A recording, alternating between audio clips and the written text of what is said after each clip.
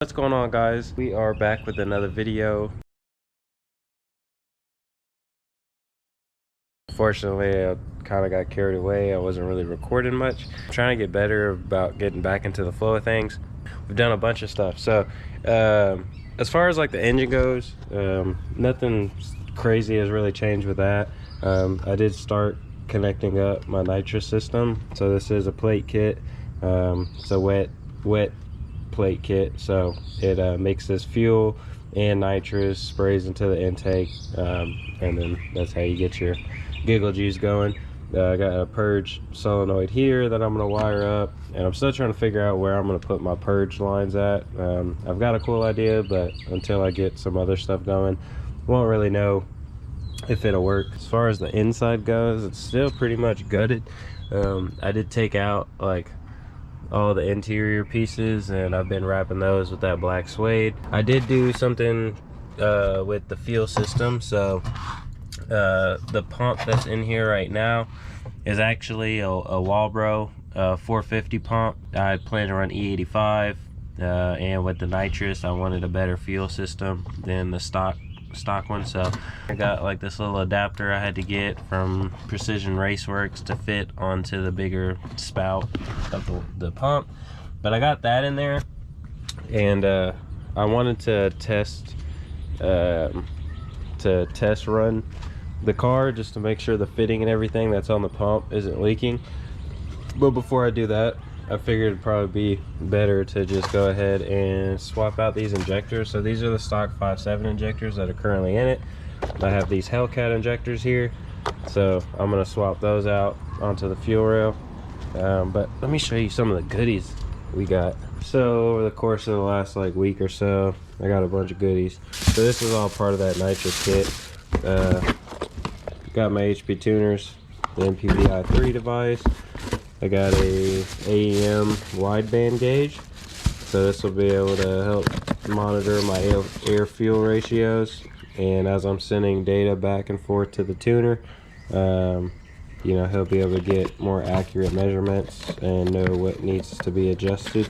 I did pick this up. This is a leg maker intake for a Hellcat, so it's got the carbon tube, and you know, so I got that, so that's gonna be the intake we run. I've also got Megan Racing coilovers, and I got a drag pack. So yeah, I'm super excited about all that stuff. I got these Dynamax bullets that I'm gonna put on the rear.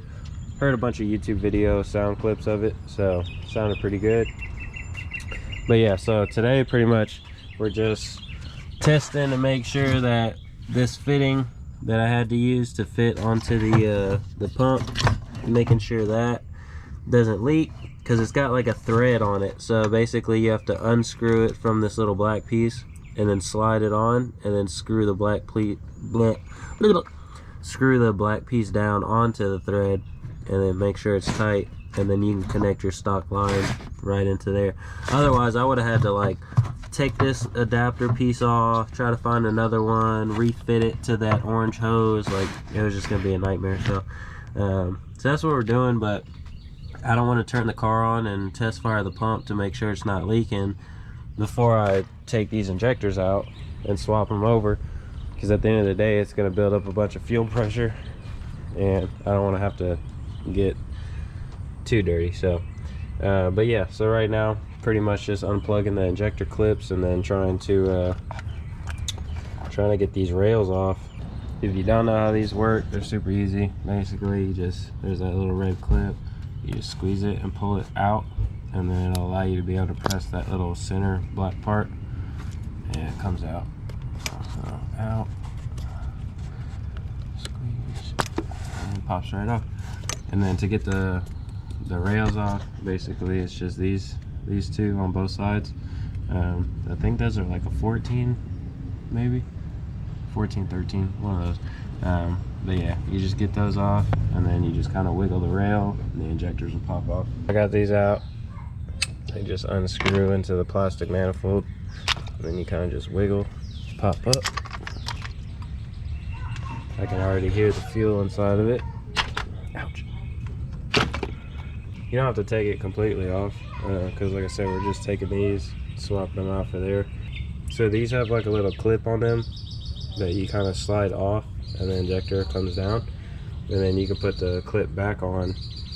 Oop, got myself. Then you can put the clip back on, and then just the injector will press right in. It's probably gonna spray everywhere, so I'm gonna try to just set y'all down real quick. I need different pliers. Let me stop being lazy. Some better pliers. I say that, but there you go. Alright, let me try not to. Alright, so you got the little clip off. Put that where you don't lose it, because you can't put the injectors back on without it. We're losing pressure. Alright, so got the stock injectors out. So we're replacing these little bitties with the big boys. I forget what the specific flow rating is of these. I think they're like 300 cc's for the stock 5.7s. The Hellcat injectors are 600 cc's, I believe, so they're double, or they might be 650, but I know they're at least minimum, they're at double what those do, so they should help a lot. Plus many people are putting E85 on Hellcats without having to do a whole lot, so we already know that the injectors are able to handle it.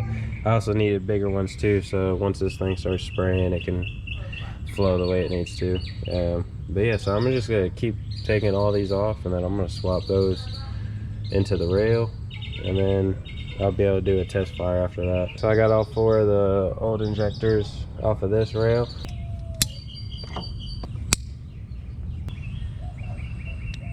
And you slide it on the injector. Yeah, that's what it was.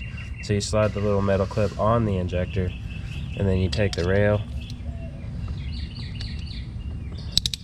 and it just snaps right on. So you take your metal clip, there's little grooves that this little part locks into. So just make sure you're lined up with those grooves, and then you get that on there. And then you come over to your fuel rail, and you just press it on. And yeah, you'll hear it click. You'll know it's on there. Alright, so got the injectors in, all the plugs are back on, these are screwed down. Figured I wouldn't bore you guys showing y'all the same thing twice, so got that in. Like I said, we got the pump inside and the hose connected. So really I just need to connect the battery, and then I'm gonna come over here and see if we've got any leaks off of the pump fitting, and if we don't, then we're Gucci. And yeah, I'm gonna put all this back together. Is it? Nope. Sorry. I was like, I don't know if I went all the way. Oh, hold on, turn it off. Okay. My dumbass. I didn't even have the connector plugged in. What an idiot! Oh, what a loser! Okay, just turn it. Don't start it. Just turn it. Alright, turn it back off. Now do it again.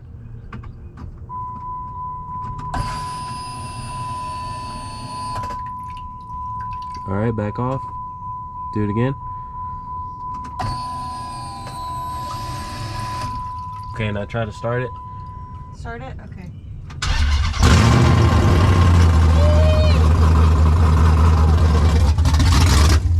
She's alive!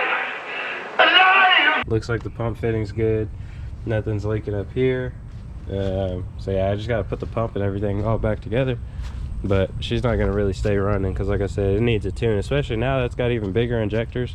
So, but I just wanted to make sure that I could go ahead and put all this back together. But yeah, no, it's solid. Got it all buttoned up, squared away.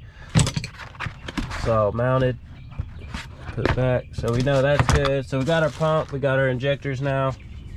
Now we just gotta switch over to that HP tuners and have our buddy go ahead and tune the thing.